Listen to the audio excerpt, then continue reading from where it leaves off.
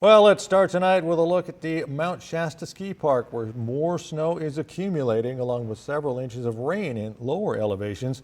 Severe weather all over the North State tonight. Good evening. Thanks for joining us on a wet and wild Wednesday. I'm Mike Mangus. If you don't have to travel, stay off the roads. And if you do have to, well, please be careful. We want you safe.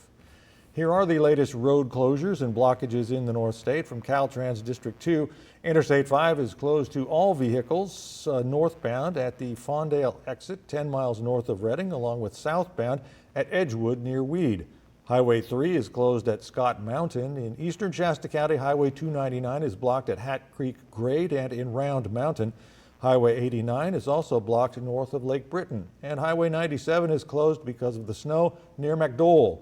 There are no estimates on when the roads will reopen.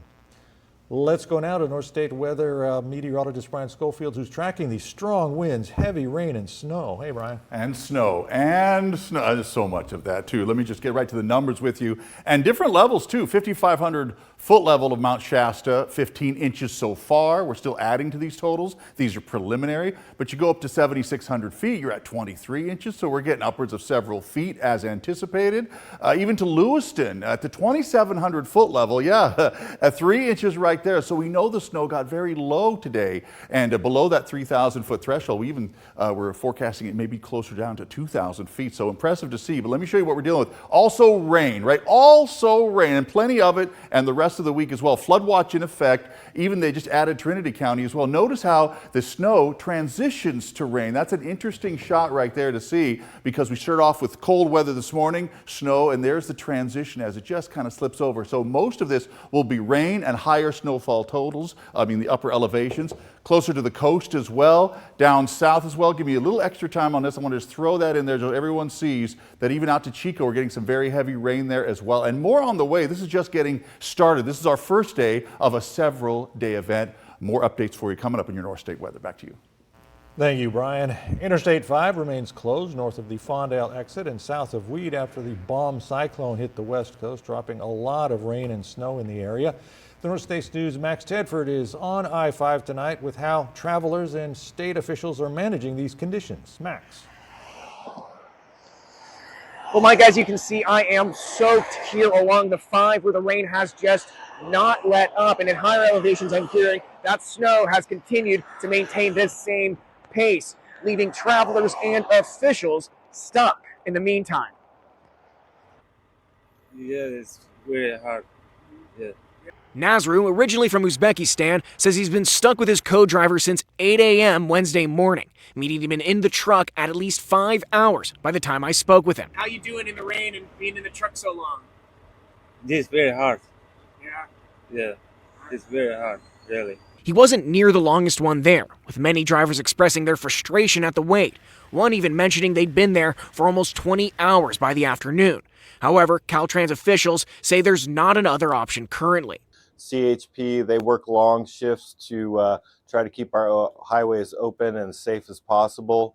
We don't close just for fun, we close for the safety of everyone. So we don't want a passage out there where people are not safe. Chris Woodward showed me over their cameras that snow and high winds are blanketing the I-5 at higher elevations. And until they can clear it, they don't want to let people get stuck in the snow. Fondale is a great place for our closure northbound because it keeps them in the valley, close to amenities, so your hotels, your food.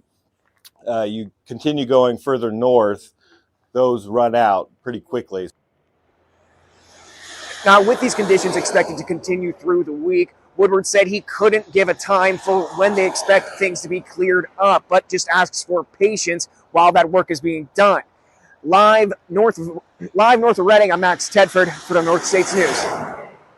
Thank you, Max. Rain has been falling steadily in Butte County since early this morning, but no major damage or flooding to report at this hour. The North States News' Mana Sadik is in Oroville tonight. Mana. Good evening, Mike. Yeah, I did spend a good portion of my morning driving around Butte County, southern Butte County to be specific, in areas like Palermo, southern Oroville, places that are notorious for flooding during storms. Just to look for something to show you guys, Fortunately, I did come back with nothing, which is pretty good news for now. One Oroville resident told me this morning that one area that is known for flooding is the Foothill Boulevard neighborhood. That area looked pretty good when I checked a few hours ago. Granted, it's still early in the storm cycle. I stopped into Foothill Meat Co. Staff tells me that they've seen a bit of an improvement when it comes to localized flooding in their area, and they pretty much know what areas to avoid now. Yeah, the low-lying areas, towards Bangor, all the farming type areas. See bridges, they flood, and other than that, usually they put road signs up saying closed, flooded. If they say that, stay out of it. This storm today not giving you any major cause for concern at all? Not yet, no. You get used to it. In the main city center, I did drive through a bit of ponding. You can see some on Veach Street and Oro Dam Boulevard East, especially some of the bigger cars creating some splashing. Now, experts do remind people it's best to stick to the center lanes just to avoid any accumulated water. Of course, that's hard to do if you are on a two-lane road, but something to keep in mind. We'll continue to monitor the situation out here and bring you any updates as they come into the newsroom. Live in Oroville, Monosotic, the North States News. Thank you, Mona. We got get these reporters in and warm and dry. Hey, if you're looking for more detailed hyper-local weather information, download the KRCR weather app from your phone's app store. You'll get instant weather alerts and advisories and access to up-to-the-minute radar so you can track all these crazy conditions in your neighborhood.